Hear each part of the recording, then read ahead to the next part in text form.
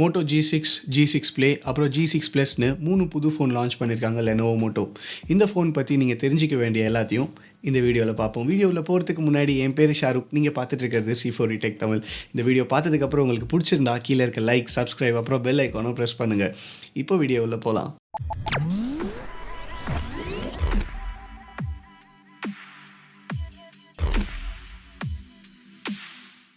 போன வருஷம் வந்த G சீரீஸ் ஃபோன்ஸ், அதாவது G5 அப்புறம் G5 ப்ளஸில் மெட்டல் பில்ட் கொடுத்துருந்தாங்க.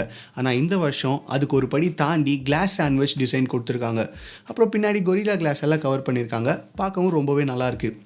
அதே சமயம் இந்த 3 ஃபோனில் லோவர் அண்ட் வேரியண்ட்டான G6 Playல பின்னாடி பிளாஸ்டிக் தான் கொடுத்துருக்காங்க. பட் பிளாஸ்டிக்காக இருந்தாலும் பார்க்க ஓரளவுக்கு பரவாயில்லையாக இருக்குது. இதை பார்க்கும்போது லைட்டாக ஓப்போ F7 ஞாபகம் வருது. டிஸ்பிளேன்னு பார்த்தா 3 ஃபோன்ஸ்லையுமே 18:9 மேக்ஸ் விஷன் டிஸ்பிளே கொடுத்துருக்காங்க. ஆனால் ரெசல்யூஷனும் டிஸ்பிளே சைஸும் வேறு. G6 5.7 இன்ச் டிஸ்பிளேயோடையும் G6 Plus 5.9 இன்ச் டிஸ்பிளேயோடையும் வருது. ரெண்டுத்துலேயுமே ரெசல்யூஷன் ஃபுல் HD+. G6 Playல 5.7 இன்ச் பேனல், ஆனால் ரெசல்யூஷன் இங்கே கம்மி, வெறும் HD+ தான். அதாவது 1440x720 பிக்சல்ஸ். உள்ள என்ன சிப் இருக்குன்னு பார்த்தா Moto G6 Plusல Snapdragon 630, அப்புறம் 4GB RAM 64GB ஸ்டோரேஜ், இன்னொரு வேரியண்ட்டில் 6GB RAM 128GB ஸ்டோரேஜ். G6ல Snapdragon 450 இருக்குது, 332 இல்லை 464 RAM ஸ்டோரேஜில் கிடைக்குது. G6 Play குளோபல் மார்க்கெட்டில் 430 சிப்போடையும் யூஎஸில் மட்டும் 427 சிப்போடையும் வருது.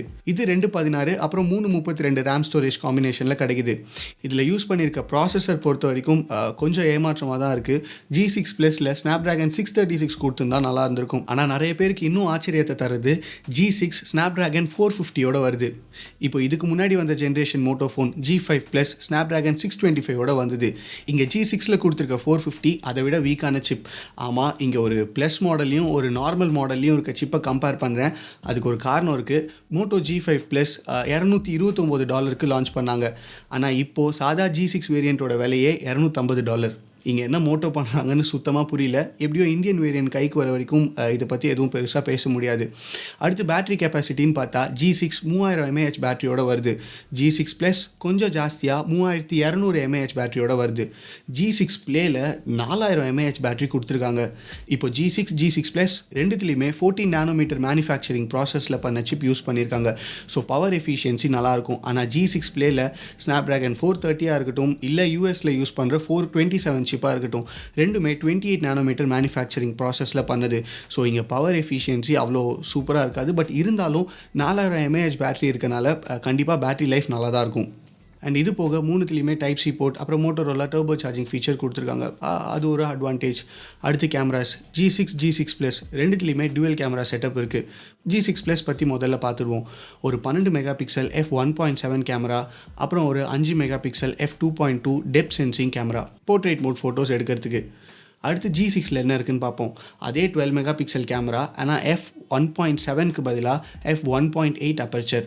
ஆனால் வீடியோன்னு பார்த்தா G6 Plusஆல் 4K வீடியோ எடுக்க முடியும். ஆனால் G6ஆல் ஃபுல் HD, அதாவது 1080pல தான் வீடியோ எடுக்க முடியும்.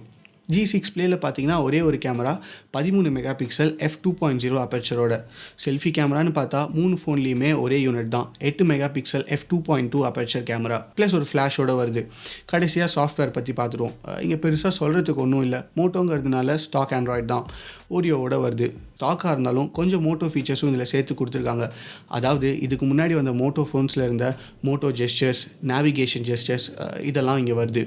மோட்டோ வாய்ஸ் கமாண்ட்ஸும் இருக்குது. இது நம்ம ரீசெண்டாக Z2 Forceல பார்த்தோம். இப்போ விலை ஒரு சின்ன டிஸ்க்ளைமர், இந்த 3 ஃபோனுமே நேற்று பிரேசிலில் லான்ச் பண்ணாங்க. ஸோ இதில் எந்த ஃபோன்லாம் இந்தியாவுக்கு வரும்னு தெரில. ப்ளஸ் இந்தியன் ப்ரைஸிங் எப்படி இருக்கணும் தெரியல. யூஎஸ் ப்ரைஸிங்னு பார்த்தா மோட்டோ G6 Play $200, அதாவது கிட்டத்தட்ட 13,000. G6 $250, குத்து மதிப்பாக 16,500. G6 Plus யூஎஸில் இல்லை, ஆனால் யூரோப்பில் லான்ச் பண்ணுறாங்க. அங்கே விலை €299, அதாவது கிட்டத்தட்ட நம்ம ஊர் விலைப்படி பார்த்தா 24,000.